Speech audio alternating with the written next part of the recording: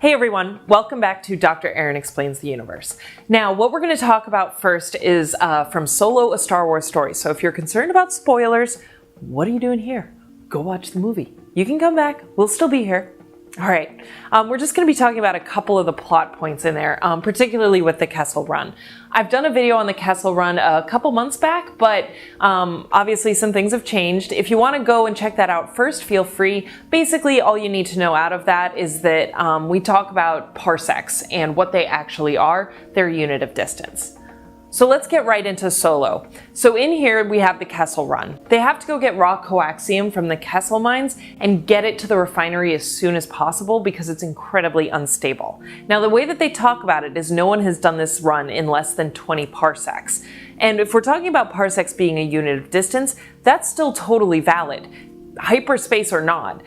Space is warped and bent by the presence of mass, and so as you travel through, light takes the shortest paths, and it's not always a straight line. And so you can think that you have this really nasty region around Kessel that you have to be able to navigate out of. You can use hyperspace to shortcut this, but the issue is that as you go into hyperspace, you really need a straight path that's unobscured, so you can warp your space-time and enter hyperspace without, say, a Star Destroyer in your way. So if you don't have that straight path to get into hyperspace, you have to navigate around it. Now, obviously there are regions that are incredibly unstable and scary, including a region with a massive black hole. We don't know how massive it is, but they call it the Maw, and it looks pretty scary, so I'm gonna say it's a pretty massive black hole. And there's a giant space fish, you know, there's always a bigger fish. And as they're trying to escape the fish, they decide to get as close to this black hole as possible in order to use its gravitational well to suck the fish in and then escape. Awesome. They slightly miscalculate this, get caught in the gravitational well as well, and they need to increase their velocity in order to get out. The escape velocity of the black hole isn't really cutting it for their current speed. So what do? They drop raw coaxium into their fuel line in order to increase their velocity so they can get out of the gravitational well of the Maw.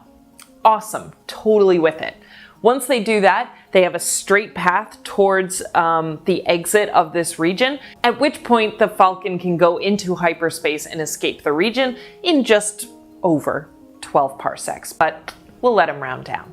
So I think they did a great job with the Kessel Run. They managed to maintain that parsecs are still a unit of distance and get away with that, including even having hyperspace be a component of it, as well as our massive black hole, the Maw, and space fish.